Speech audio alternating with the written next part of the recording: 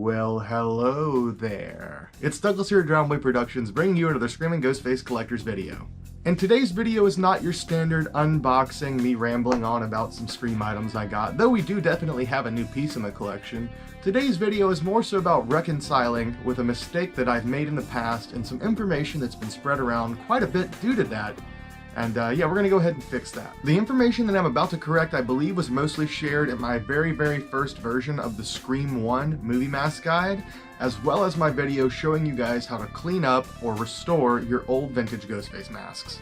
In those videos, I brought up the point that some of the original masks used in Scream 1 were actually painted white to keep them from glowing on camera.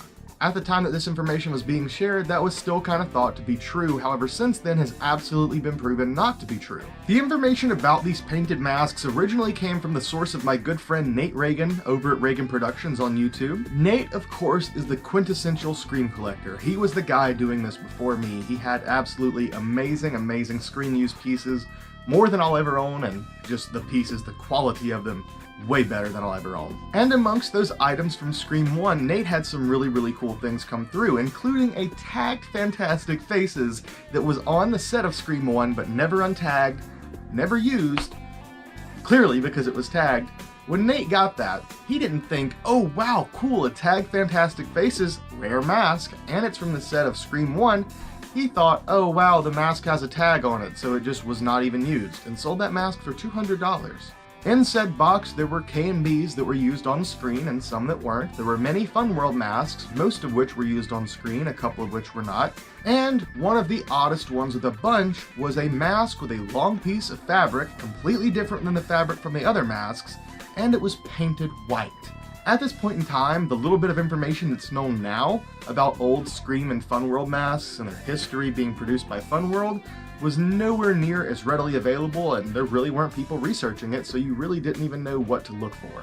So it's no surprise that when Nate saw this mask that was completely different from all these others, he thought that it was something that was modified to be this way by production.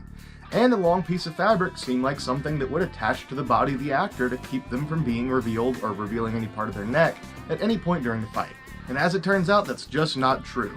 The mask that Nate actually had there was one of these. Here we have an all-in-one, as it was known, Generation 2 child-size mask and costume. Now, they did do the all-in-ones, I believe, in adult sizes, so a much larger shroud. Of course, the mask is still painted.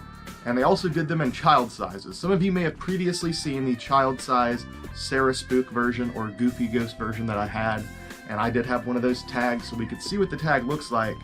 But I've never seen one of the child size Ghostface versions. I even used to have an adult size Ghostface all-in-one, and it's now in the hands of Johnny's collection. But recently, this Gen 2 one popped up, and it is the child size. It has a very short body sleeve.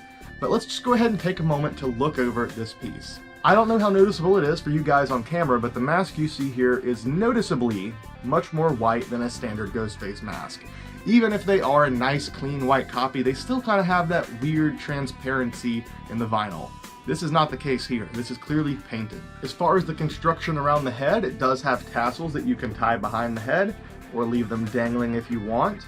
And if you cut it off right here, it would pretty much just be a standard poly shroud Gen 2, but with the mask painted white. But obviously, you've got this full body sleeve attached. And I keep calling it a sleeve because that's exactly what it is. You don't have any arms, you don't have any other kind of definition than just a large piece of black fabric hanging over your body. And the idea for this is that for Halloween, you would wear black pants and a long sleeve black shirt or a sweater or something, and then slide this on over it, and there you go, you've got the all-in-one costume.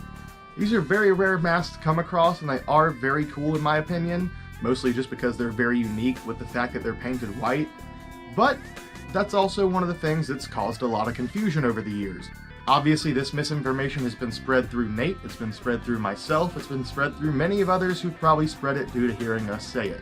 And due to this misinformation continuously being spread, Nate actually did take it upon himself to do a full in-depth video talking about how he acquired those pieces, his history with them, where this misinformation came from, etc. over on his channel. So if you guys want to hear it from his mouth exactly, go check it out. Unfortunately, the piece that Nate had was sold as screen use back then because he did not know any better, and it has since then been sold again to another huge movie prop collector named Dirk, who, unfortunately, is still labeling it as a hero piece. I myself, in doing these movie mask guides, have went through and tried to match that mask in particular to any single scene in Scream, and it's not even really close to any of the masks used in film.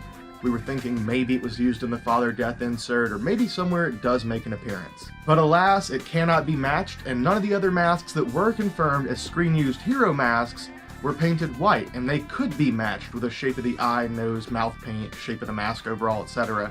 So the only conclusion that we could come to is that it was simply another type that was sent to set by Funworld for production to try and use, and ultimately was never used.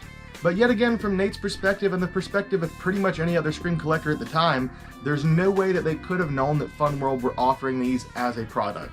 And especially at that time, every other mask had a cotton shroud. This was a thin, polyester, stretchy material shroud, so it would pretty much be believable. This construction and the way it's painted, everything about this looks and feels different than all these other masks. This must be it. This must be one of the screen-used hero types. And obviously it was not. It was never even used in the film, and in fact, he actually did have a majority of the other masks used in the film, but he's parted with those over the years. But because I'm also at fault for helping spread this misinformation, I felt it was very important to show you guys an example of what those style masks are, where the whole "it got painted white" thing came from, and just kind of give you some backstory so you can understand that that is not true, and we make mistakes. When it comes to old school mask collecting, and especially something with a company like Funworld who really didn't keep a good history of everything they made, why it was made, when it was made, all the different versions, there's a lot of trial and error here. A lot of it comes down to public consensus, trying to find out who has what, try to place things in a timeline, and of course, nothing's set in stone. We do make mistakes, but we're always trying to bring you the most accurate information. And yeah, nothing left to do but give you guys a nice close-up of this bastard. Thank you all for watching. Love you all. Hope you enjoyed today's video, and see you next time.